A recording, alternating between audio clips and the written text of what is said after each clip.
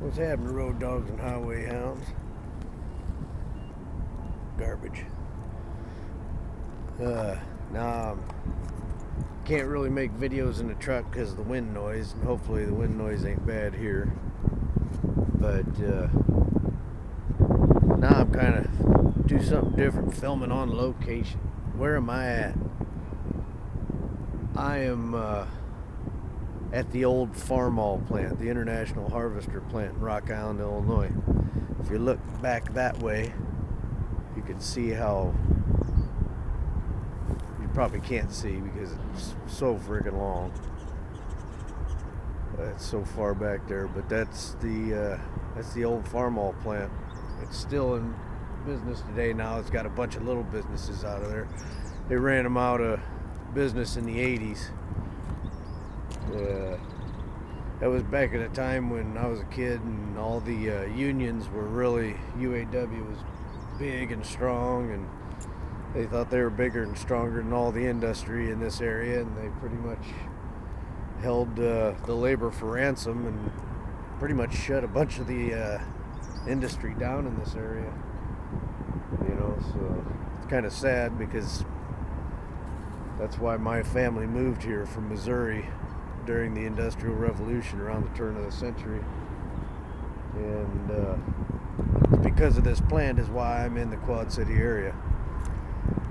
And then right behind me, you got the Mississippi River. That's just a little bit of the backwaters. And what you're looking at, those buildings back there, that's a Rock Island arsenal. One of the only arsenals in the Quad Cities, or in the United States. There's used to be a Joliet arsenal, but that's not there anymore. And I just thought I'd do an on-location thing. But now, really, what I wanted to talk about is, oh, check him out. He's out having fun, huh? That's where I'd rather be, going fishing. But now, I'm thinking about Ethereum, and I'm looking at all these, listening to these videos. Ethereum is flawed fundamentally. Why in the world would anybody want to save long term in Ethereum? The only answer that I can come up with is that you bought at the pre-sale. But folks like me, and I'm assuming a lot of you, were kind of, I can't even remember how much was raised at the pre-sale. Was it like $60 million? Something like that? And there was more raised prior to that. But who has $60 million to throw into Bitcoin or cryptocurrency? It's pretty clear to me that it's the big banks, it's the R3s, it's Goldman Sachs, it's stock. I mean, you got Joe Lubin, who is a former CEO, well, not CEO, but former employee of Goldman Sachs. He's a former hedge fund trader. And he's got all those buddies, and they're catering to R3 and the Deutsche Bank and all this kind of stuff. Those millions of dollars came from someplace, and it's not from people like you and me. It's not from regular folks. And I see people talking about Ethereum like it's the next, or they just really, really want it to succeed.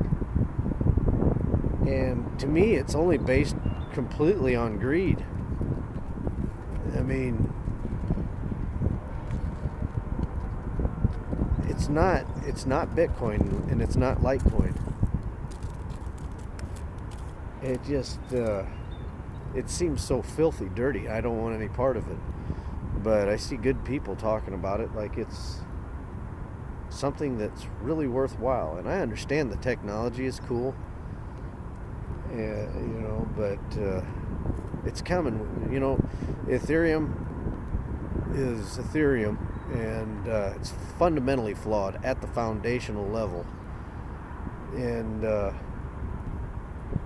I just can't understand why good people would support something like that, unless their judgment is clouded by their holdings in it. And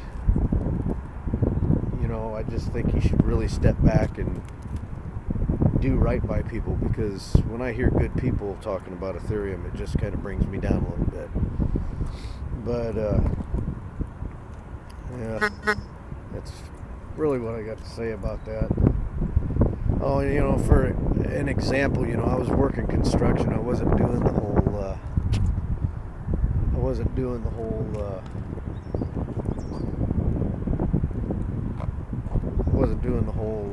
trucking thing for a while. I was working construction, and on that house that we were building, we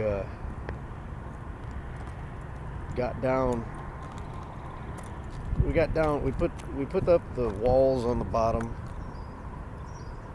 and we put up the walls. Here comes a big truck. Put up the walls on the bottom level, and then we put the floor on the upper level, and then we went around and put up all the walls on the upper level. And I let you watch the big truck go by.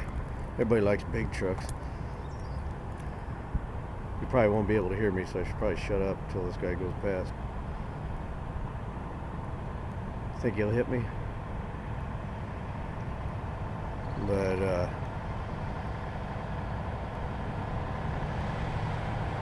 here he comes. The big truck.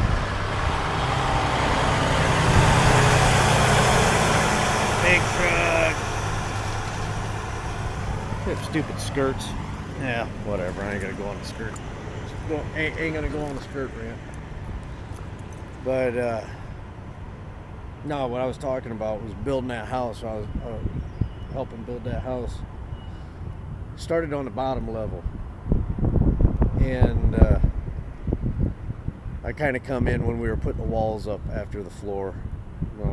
Helped to put up the walls. And we put up the floor for the second level of the house. And we did that. That was cool. Learned a lot. And then we put up the walls for the second level.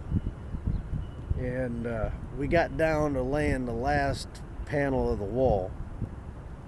And instead of like meeting at a 90-degree angle, there was like an overhang. And I was like, huh? I mean, that's not supposed to be. So I was like, hey, Greg, I got the foreman. I got him come up there. And he's looking at it, and he's going, bad news, bad news. And so I'm, you tell everybody's back off break. But, like, what are we going to do about it? And he sat there and he looked at it for a while. And, some guys have all the fun. But, he looked at it for a while, and he's like, who built the bottom level? Who was here? And I was like, I don't know, I didn't start it, and he, how construction guys are, he got all bent out of shape, started kicking and cussing, Aaron did it. I think he said Aaron did it. Aaron started the job at the foundational level.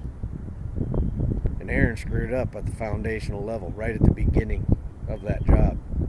And it screwed us on the end. Because how you begin building something is extremely important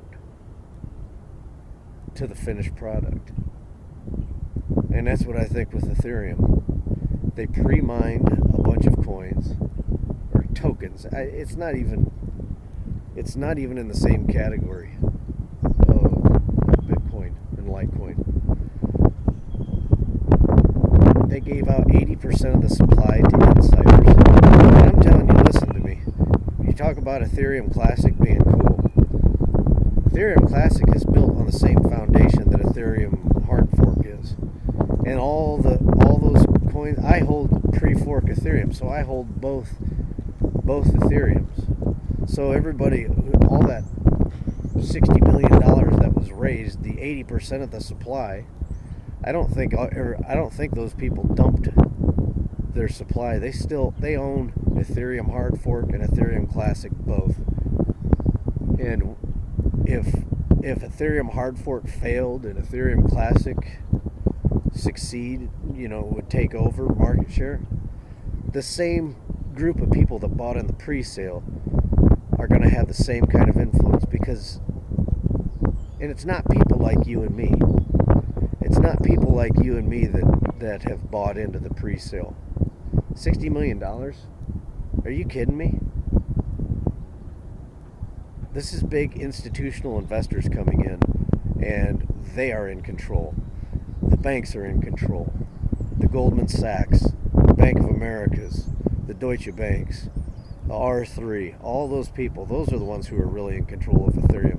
And Ethereum Classic and Ethereum hard fork both. Because at a foundational level, Ethereum was jacked up. And no matter what you build on Ethereum, you're going to be having to deal with that. And I'll pass. So I encourage you to forget about Ethereum. It's flawed at a foundational level. And it's no good. Now, you may be able to gamble and make some money, but that's all it is. I'm not in this space to gamble. I'm not a gambler. I live right on the Mississippi River. You can see it behind me. I'm not a gambler. There's river boats on here. I've been on them like I can count on one hand how many times I've been on a riverboat gambling. Just so I could say I've been there, done that, and never saw the thrill in it. But if you're building on Ethereum, you're not building on solid foundation. You're building on a weak foundation, a flawed foundation, and whatever you build on it is going to be jacked up, and I don't want any part of it. And I warn all of you newcomers, stay away from Ethereum. It's a flawed concept on a fundamental level. Now, you can build all things that'll look cool on top of it, but it's not Bitcoin and Litecoin.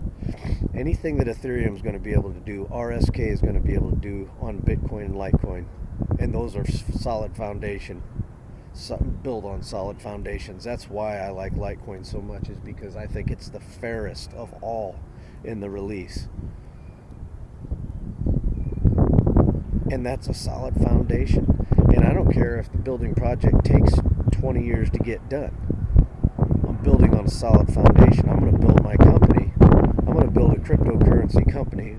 Not a cryptocurrency company, but I'm going to build a company that's going to utilize cryptocurrency. And I'm going to incorporate Bitcoin and Litecoin into that model.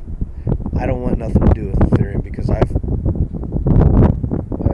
don't want the whole idea of Bitcoin and Litecoin is to eliminate banks, and Ethereum runs and caters to the banks, and banks invest in it, the banks own it, and all that stuff.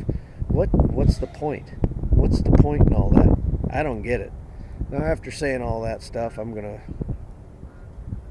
go get back in my truck, but I just wanted to do something a little different. Now I'll probably find out that the wind noise is too bad, and none of this was recorded anyway. So give this a thumbs up, share it with your friends and whatnot, and subscribe, and I'll see you next time. Adios, muchachos.